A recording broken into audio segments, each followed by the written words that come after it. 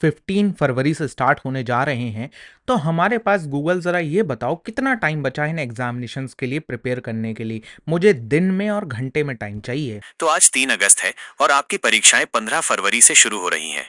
इसका मतलब है कि आपके पास तैयारी के लिए लगभग 6 महीने और 12 दिन है। अगर आप इसे दिनों में गिनते हैं तो आपके पास लगभग 196 दिन है, और अगर आप इसे घंटों में गिनते हैं तो आपके पास लगभग 4704 घंटे हैं। बहुत समय है या कम समय है? हमारे पास बचे हैं सिर्फ और सिर्फ 6 महीने। अगर हम इन 6 महीनों में अपना सब कुछ लगा दें और अगर हम 0% पे बैठे हैं, तो क्या हम 99% स्कोर कर सकते हैं? क्या हम 95 प्लस स्कोर कर सकते हैं? क्या या हम अगर 50% पे बैठे हैं, तो इन अगले 6 महीनों में हमारा प्लान क्या होना चाहिए? हमारा वे ऑफ एक्शन क्या होना चाहिए कि हम इन सीबीएसई एग्जामिनेशंस में अच्छा परफॉर्म कर रहे हों और हमारे जो मार्क्स जो हमने अपने पेरेंट्स से साल की शुरुआत में प्रॉमिस करे थे कि हम इतने मार्क्स लेके आएंगे, क्या हम वो ला सकते हैं या नहीं ला सकते? आज की वीडियो बहुत ज्यादा डिटेल में होने वाली है कि भाई हम एक एक बात को डिस्कस करेंगे। हम 3 लोगों की इस वीडियो के अंदर बात करने वाले हैं। एक पहला जिसने अभी तक कुछ भी नहीं पढ़ रखा है, वो कैसे करके अब से चल रहा होगा, उसका क्या वे ऑफ एक्शन होगा। दूसरा, द पर्सन जिसने अभी तक 50% अप्रॉक्स सिलेबस अपना कवर कर लिया है, वो किस तरीके से चल रहा होगा।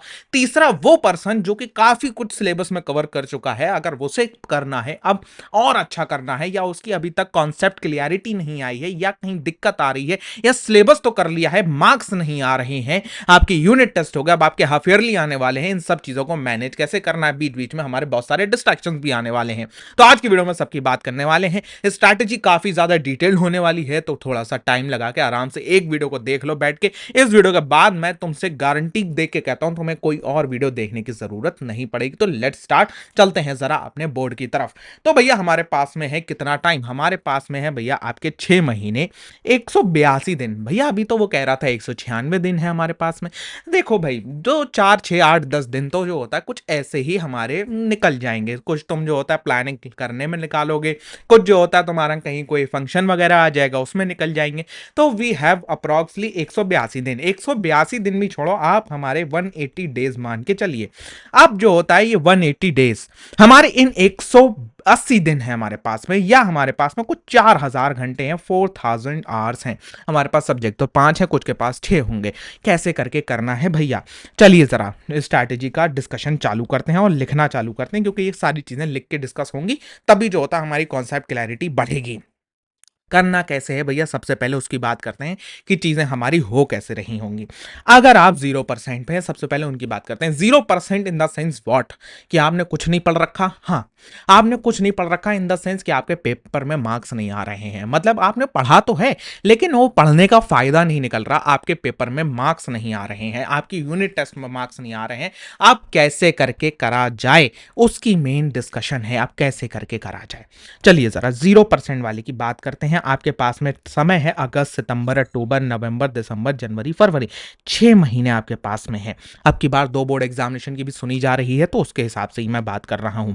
आप 0% पे हैं, 0%, ठीक है। अब कैसे करके हमारा वे ऑफ एक्शन क्या रहने वाला है जनाब, उसकी जरा बात करते हैं। 0% पे अब आइए बात करते हैं इसके। हमारे पास सब्जेक्ट कितने हैं? हमारे पास जो सब्जेक्ट हैं वो हैं अराउंड, हमारे पास में 5 सब्जेक्ट्स हैं, ठीक है। 5 सब्जेक्ट्स हमारे पास में, जिसमें से आपका जी साइंस है, और फिर आपका एसएसटी है, फिर आपका मैथ्स है, फिर आपका जो होता है आपका लैंग्वेज वाला है, आपका इंग्लिश होगा, and then we have the Hindi part, ठीक है। ये सारे के सारे हमारे सब्जेक्ट्स हैं।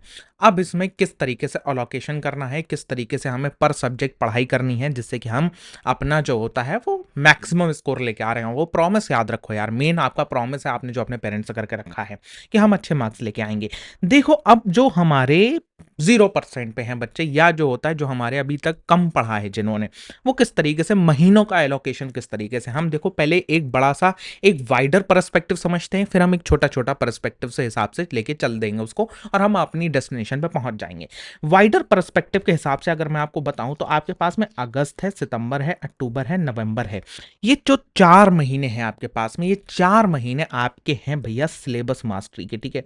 आप यहाँ पे जो होता है वो अपनी सिलेबस की क्या करोगे, मास्टरी करोगे, ठीक है। आप यहाँ पे सिलेबस की आपकी मास्टरी होगी। अब ये जो बचे हुए 3 महीने आपके पास ये जो बचेंगे, ये जो 3 महीने हैं, दिस इज ओनली फॉर आपका प्रैक्टिस, ठीक है।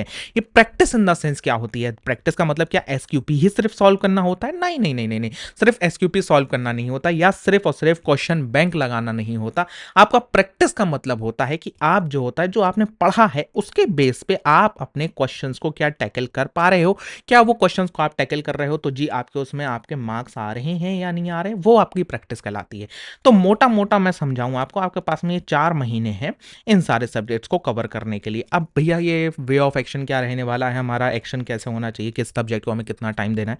देखो सबसे पहली बात मैं आपको बताऊं, अगर आप 0% पे हैं तो आप अपनी इंग्लिश हिंदी को जो होता है वो लीस्ट प्रायोरिटी पे रखिए, ठीक है। Least priority in the sense what, क्यों मैं ऐसा कह रहा हूं कि आप इसको लीस्ट प्रायोरिटी सब्जेक्ट रखिए। लीस्ट प्रायोरिटी पे मैं इसको इसलिए कह रहा हूं रखने के लिए, क्योंकि इंग्लिश हिंदी मैंने, अगर मेरे चैनल की बात करोगे, पढ़ाई एक मजा की बात करोगे, ठीक है, if you are watching on the new one तो अलग बात है, लेकिन अगर पढ़ाई एक मजा पे आप इसको देख रहे हो, यूट्यूब पे जाके सर्च कर लेना इंग्लिश वन शॉट बाय पढ़ाई एक मजा। मैंने आपका 6 घंटे में करीबन पूरा का पूरा इंग्लिश कवर करा रखा है। हिंदी की बात करोगे, हिंदी मैंने अराउंड जो होता है वो 1.5 घंटे 3.5 घंटे में भी कवर करा रखी है, ठीक है। लाइव की अलग है, आपका वीडियो रिकॉर्डिंग की अलग है। तो मैंने ये कर रखा है, ठीक है। अगर तुम इंग्लिश हिंदी को, तुम्हारा 10 दिन भी मिल जाते हैं, बहुत है आपका मास्टरी करने के लिए, अच्छे मार्क्स स्कोर करने के लिए। बाकी सारे सब्जेक्ट्स की बात करते हैं, मैथमेटिक्स की। अब मैथमेटिक्स पे आते हैं। देखो मैथमेटिक्स सबसे ज़्यादा इंपॉर्टेंट सब्जेक्ट है। मैथमेटिक्स में अगर आपके पास में क्या है, मैथमेटिक्स में अगर आपके पास में स्टैंडर्ड है या आपके पास में बेसिक है, तो क्या आपका वे ऑफ एक्शन होना चाहिए, कौन कौन सी रेफरेंस आपको फॉलो करने हैं। अगर स्टैंडर्ड है तो भूल के भी भैया इसके अलावा कुछ मत फॉलो करना, ठीक है, नहीं तो तुम्हारा दिक्कत हो जाने वाली। ये बुक तो अगर तुमने फॉलो कर ली तो भैया जाहिर सी बात है तुम कुछ भी नहीं कर पाओगे। दैट इज आपकी कौन सी बुक है, आपकी वो एक ही बुक कहलाती है, आर डी शर्मा। भैया आर डी शर्मा क्या है? आर डी शर्मा आपकी 1000+ पेजेस की बुक है। क्या आपको ये करने की जरूरत है? नहीं नहीं नहीं नहीं नहीं नहीं, आपको 1000 पेजेस करने की जरूरत नहीं है। बहुत ज्यादा मोटी बुक है, ये टीचरों के लिए बनी है, आपके स्टूडेंट्स के लिए नहीं बनी है ये बुक। आपको करना क्या है, स्टैंडर्ड के लिए भैया आर डी शर्मा नहीं कर सकते तो फिर करेंगे क्या, जी, अगर आप आर डी शर्मा नहीं कर रहे हैं स्टैंडर्ड के लिए, आपकी बेस्ट रिसोर्स क्या रहने वाली, वो रहने वाली है आपकी एनसीईआरटी। भैया क्या मजाक कर रहे हो, मास्टर पगला गया है, एनसीईआरटी बता रहा है स्टैंडर्ड के लिए? ना ना ना ना, मैं पगलाया नहीं हूं, मैं बिल्कुल सही हूं भैया। स्टैंडर्ड के लिए मैं एनसीईआरटी इसलिए आपको बता रहा हूं क्योंकि एनसीईआरटी प्लस में आपको क्या करना है, एनसीईआरटी एग्जाम्पलर, एनसीईआरटी एग्जाम्पलर, ठीक है। ये है मेन आपका एनसीईआरटी एग्जाम्पलर से हर साल जब से स्टैंडर्ड बेसिक हुआ है, मैक्सिमम क्वेश्चन आपको स्टैंडर्ड के एनसीईआरटी एग्जाम्पलर और एनसीईआरटी के मिक्स मिलेंगे। जो एक आध, ठीक है, 100 में से 5 क्वेश्चन या जितने भी क्वेश्चन आएंगे उसमें से आपका 5%, ठीक है, 5% के हिसाब से आपके जो क्वेश्चन आते हैं वो आउट ऑफ दीज 2 आते हैं, वो मेक होता है, ठीक है। जाहिर सी बात है आप उसको टारगेट करने जाओगे, उसके लिए हम आर डी शर्मा को टारगेट नहीं कर सकते, वो हमारा लॉजिक उस बात को नहीं कहता कि हम लॉजिकली उस बात को करें। तो हम क्या करेंगे, हम साथ में, अगर हमें करना ही करना है, कुछ भी करना है, तो मैं तुम आर डी शर्मा नहीं, तुम करोगे भैया आर एस अग्रवाल, ठीक है। आर एस अग्रवाल आप कर लोगे। अगर आर एस अग्रवाल नहीं कर रहे हो that's absolutely fine, R S Agarwal मत करो। प्लस में जब आप सैंपल क्वेश्चन पेपर स्टैंडर्ड के लगाओगे, ठीक है, आपका वो क्वेश्चंस भी कवर हो रहे होंगे, दैट्स माय गारंटी, ठीक है। ये आपका स्टैंडर्ड के लिए रिसोर्स होनी चाहिए।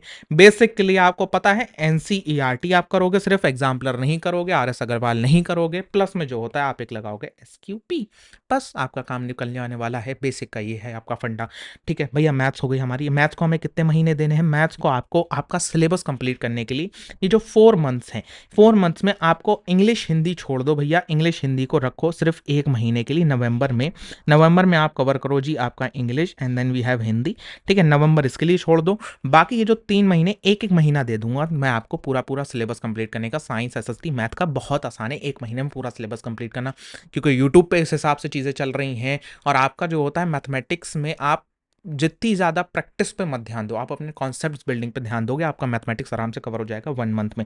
तो आपको इसको कवर करने के लिए आपके पास में कितना टाइम है, इसको कवर करने के लिए आपके पास में है जी आपका पूरा 1 मंथ, ठीक है, 1 month. Now we talk about the SST part, ठीक है। एसएसटी पार्ट की बात करते हैं। और एसएसटी पार्ट में देखो, मैं आपकी पढ़ाई एक मज़ा पे इस तरीके के नोट्स प्रोवाइड करने वाला हूँ, तो आपको एनसीईआरटी रीडिंग की तरफ नहीं जाना है।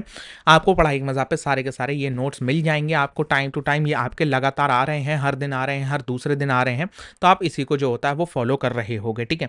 क्यों इस नोट्स में भैया ऐसा क्या है जो हम इसे फॉलो करेंगे? भैया इसमें एनसीईआरटी पूरी कवर्ड है, साथ साथ में जितनी रेफरेंस बुक्स होती हैं वो भी हमने इसके साथ साथ में आपकी कवर कर दी हैं, ठीक है। तो इसमें सब कुछ है आपका सेम फॉर द एसएसटी, ठीक है। अब एसएसटी में सबसे पहली बात, आप नोट्स पढ़ रहे होगे, ठीक है। नोट्स अपने मत बनाओ, ज़रूरी नहीं है, ठीक है। नोट्स बनाने के चक्कर में तुम अपना मैक्सिमम टाइम खराब कर देते हो। नोट्स पढ़ोगे, प्लस में जो होता है आपको करना क्या है, प्लस में आपको की पॉइंट्स मेकिंग करनी है, की पॉइंट्स कनेक्शन, ठीक है। की पॉइंट्स कनेक्शन मतलब की पॉइंट्स कनेक्शन क्या होता है? देखो बड़ा ही आसान है। जैसे मैं तो इसी चैप्टर की बात कर लेता हूँ, नेशनलिज्म इन इंडिया। की पॉइंट्स कनेक्शन के हिसाब से मैं इसको ज़रा आपको बताने की कोशिश करता हूँ क्या है। वह फर्स्ट वर्ल्ड वॉर छिड़ा, फर्स्ट वर्ल्ड वॉर छिड़ने की वजह से इंडिया में उसका इम्पैक्ट आया। इंडिया में उसका इम्पैक्ट कैसे आया कि इंडिया में जो होता है भैया, लोगों को ज़बरदस्ती आर्मी में घुसेड़ने लगे। आर्मी में ब्रिटिशर्स जब घुसेड़ रहे थे तो साथ ही साथ में आ गया भैया फैमिन।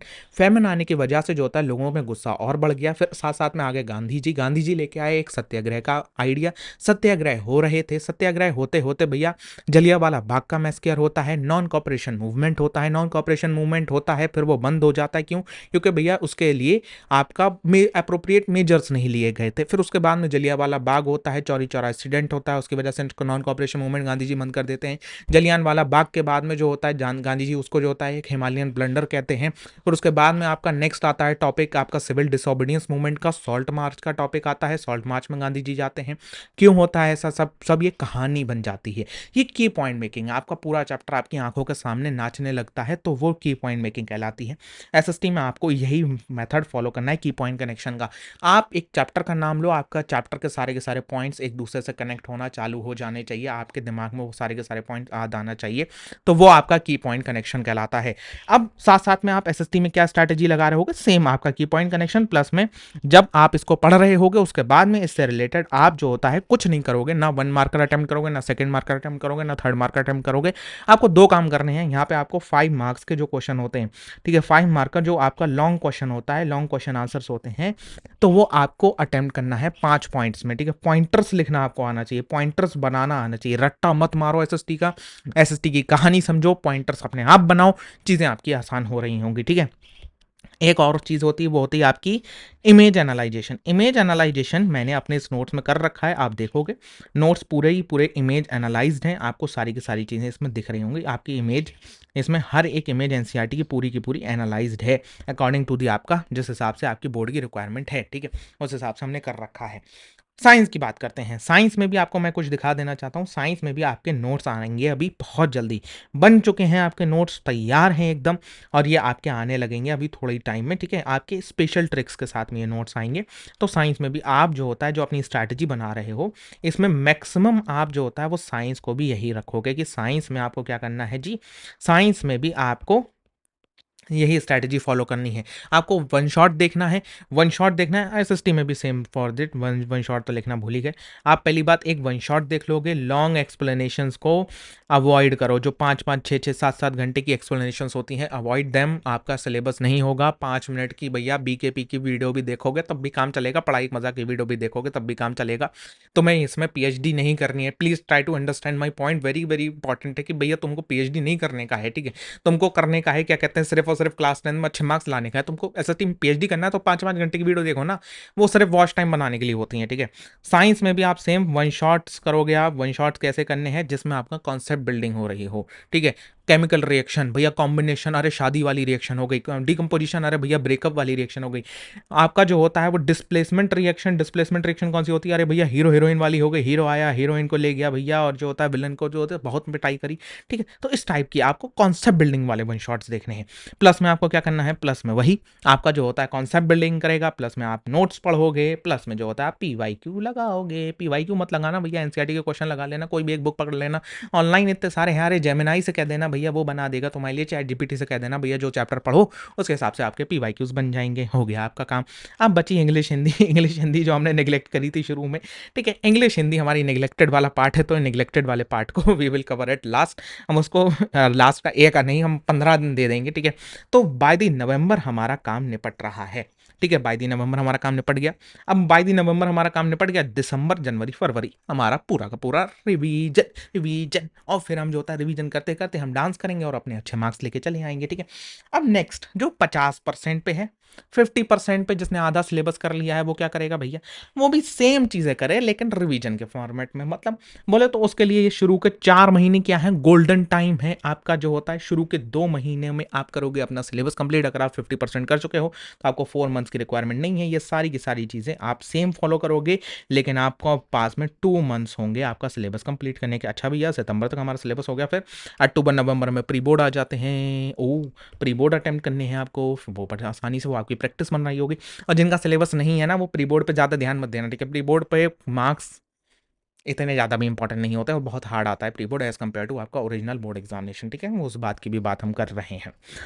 हाँ, अब एक वो बंदा जो हमारा डेढ़ शाणा है, सब कुछ कर चुका है। ठीक है, अब तक सिलेबस हो चुका है भैया, 4 बार अपन कर चुका है सिलेबस, 5वीं बार करने के चक्कर में तो वो क्या करें, हम रिवीजन करें भाई, उसका कुछ नहीं कर सकते। ठीक है भाई, तूने ले के आने वाला है 99 मार्क्स। ठीक है, यहाँ पर बात उन बच्चों की हो रही है जो अभी तक पढ़े नहीं है।